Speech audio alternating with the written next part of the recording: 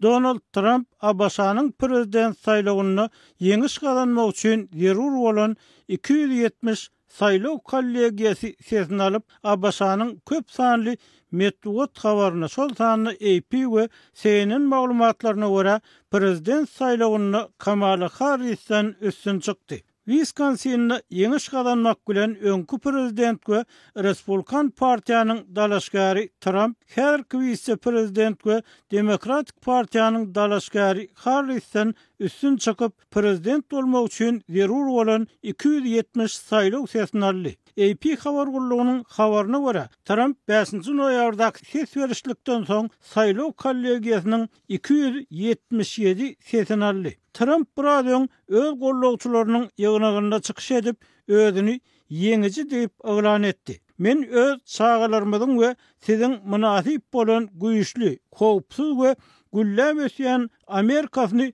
döredýänçem dinç almaryn diýip ol 6-njy noýabr säherinde şowhun edip gyýgyrşýan gollawçylaryna Palm Beach'te, Florida'daky gurultay merkezinde eden ýüzlenmesini aýtdy. Ikorny almak bilen demokratlara goşmaçy urgurup senatyň gölegçiligini hem ýygyna öz eline aldy. 5-nji noýabrda geçirilen tarihi prezident saýlawy Russiýanyň Ukrainadaky uruşuny, ýakyn ordaky söwüş konfliktine we beýleki global meselelere uly täsir ýetirjek emeňdýär. Ses berişligiň Ýewropa etjek täsiriniň ähmiýetini tutuş kontinent boýunça köp sanly gödögçilik toporlarynyň syny esasynda, gödögçileriň netijäniň daşary siýasatda nämäni aňlatjakdygyny berýän bahalar arkaly görüp bolýar. Harris prezident Joe Biden'ın Ukraina kömek siyasetini dowam etdirjekdigini we basyp alyjy Rus güýçleriniň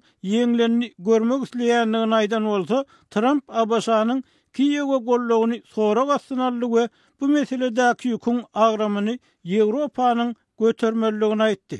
NATO'nun geljegini guman astyna goýdy. Saýlawlara ýakyndan gödögçilik edilýän ýurdun raýaty.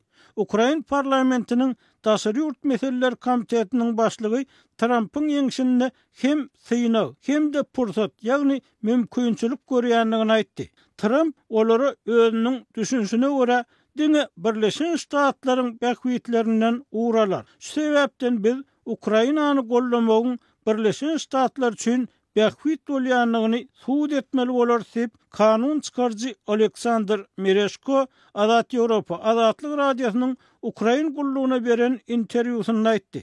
Mysal üçin ol öz Milli Howpsuzlyk Geňeşçisini saýlanyna has köp zat aýan bolar diýip Mereshko sözüniň üstüne getirdi. Trump saýlaw kampaniýasynyň dowamyny Ukrainanyň prezidenti Volodymyr Zelenskiýni bir näçe gezek nişana aldy we Russiýanyň giňerimli çözüşi başlanaly bäri iki tarap bolan kanun çykarjylaryň ikisiniň hem tasdiklamagyny $10 milyard dollarlyk kömek alanlygyny nazarda tutup onu dünýäniň iň uly satyjysy diýip atlanyrdy. Şeýle-de ol Kiýewiň uruşyň öňüni almak ýa-da çözüşi soňlamak üçin Russiýa bilen alalaşyk gaglaşmalygy baradaky delilini gaýtalady. Zelenski 6-njy noýabrda Trumpy gutlap, onun kuwwatlylyk arkaly parahatçylyga ıgrarlygynyň Ukraina üçin adalatly parahatçylygy golaýladyp biljekdigini aýtdy. Harris kampaniýasy öz dalaşgarynyň her bir ses sanalýança garaşakdygyny we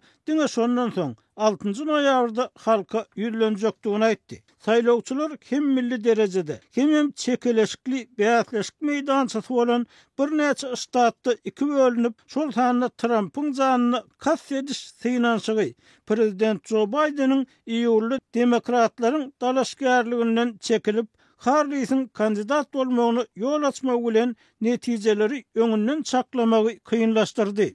Ören çekeleşikli bolan bäsleşikde kimiň ýeňenligine garamazdan onuň tarih saýlaw bolanlygyny inkar edip bolmaz. Trump kasam kabul ediş dawarasyna iň ýaşuly prezident, şeýle-de jinayetde ýalgarlan ilkinji prezident bolar. 60 ýaşly Harris saýlanan halatyny ilkinji aýar, ikinji garaýagyz we Günorta Aziýa asylly ilkinji prezident bolmaly. Brüsselle Saýlaw Gözegçilik partiýasyny gurunan Larry Moffett'iň sözlerine görä, ses verişlige bolan gazaklanma Abasa siýasatynyň dünýäniň galan bölegine nähil çuňur täsir edýändigini görkezdi.